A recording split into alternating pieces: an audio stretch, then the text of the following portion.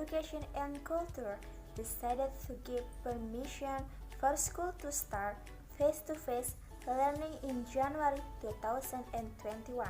In this official statement, Minister of Education and Culture Nadiem Makarim explained that the adjustment of the policy was by giving regional governments the authority to provide face-to-face learning permits. Nadiem also explained that face-to-face schools use the hybrid learning system. Hybrid learning is a learning model that integrates technological innovation and advancement through an online learning system with the interaction and participation of traditional learning models. The hybrid learning system is also the only way to go because if parents might still be worried about this face-to-face school, then distance learning is permitted. So, the education system will be online and offline at one time. The policy issue to open schools and conduct face-to-face learning process starting next January is considered unrealistic because the transmission rate of the coronavirus in Indonesia is still above 10%. Meanwhile, the suggestion for the World Health Organization can ease activities in a country if the positive rate is below 5%. Based on this, the government must cancel the decision because there is a high probability of COVID-19 transmission cluster. The Federation of All Indonesian Teachers said that the majority of schools did not have a quota of conduct for all school members when starting face-to-face learning. But the Ministry of Education and Culture said face-to-face learning must start because online and offline remote systems are called not ideal and have many weaknesses. Okay, the next is regarding to the pros and cons that will definitely happen if the policy is actually implemented. If we look at the community complaints about online learning, of course many people agree with the policy that planned by the government.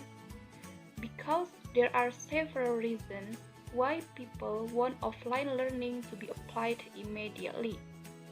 The first is the difficulty to understand the material given, because for the students, the online learning system is only effective for assignments, while making students understand the material is quite difficult. The second is that there are economic problems and the technology used, because as we know, the economic ability of each student is different because not all students have facilities that support distance learning activities. And then the last one is what makes people think that online learning is ineffective is where students think that online learning only gives them a lot of homework, and besides that, it is difficult for the community, especially the parents of the students, to control their children to study. Either it is because of the difficulty of controlling their children to study at home, or because of problems of the parents who have low knowledge of the technology. So that these things make people think that offline learning must be applied immediately.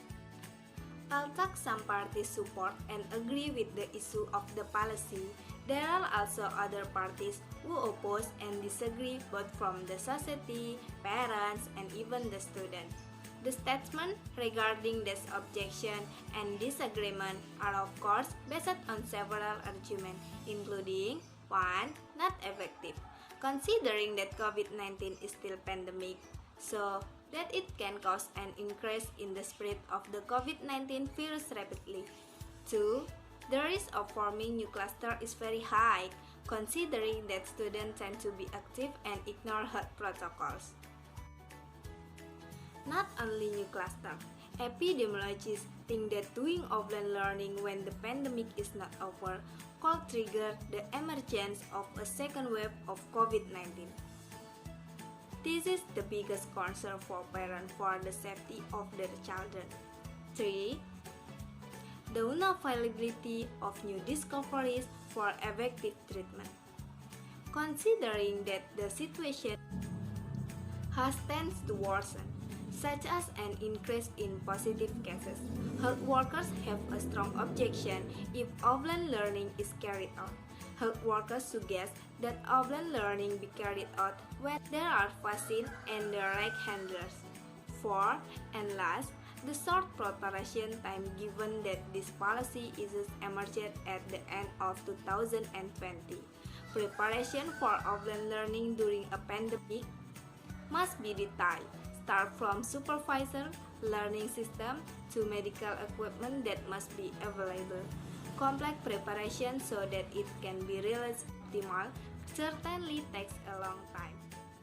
When viewed from the issue of the problem of opening school and face-to-face learning in early 2021, there are many pros and contra in the community, of course, among parents. Starting from those who agree if face-to-face learning is carried out on the ground that the knowledge conveyed can be better and more effective. However, face-to-face learning can be done with several conditions, namely 1. Zones that do offline learning are in the yellow or green zone. 2. There is a government permit. 3. There is a permission from parents. 4. Adhere to health protocol. And 5. Availability of a place to wash hands. And those who refuse these are because they are worried that their students will be exposed to the coronavirus. Therefore, there are two options for resolving the issue of opening school and teaching and learning activities in early 2021, namely 1. Participating in offline school activities with qualification. 2. Do not participate in offline school activities but are still required to take online learning as appropriate. The theory that is considered appropriate for analyzing the issue of the inclusion of offline teaching and learning is decision theory. Decision theory issues in the decision-making process or the process of choosing action as a way of solving problems. Before making a decision, we must know the risks that will occur in the future. In the resolution that we have formulated regarding the issue of offline teaching and learning activity in accordance with decision theory, in which decision must be the most effective or rational. In order to achieve the desired goals, ordinary goals are considered individual personal interests or the interests of many people. In making decisions, we must pay attention to several things, namely 1. Seeing the environmental situation where there is uncertainty which makes it difficult because we do not know for sure what will happen in the future. 2.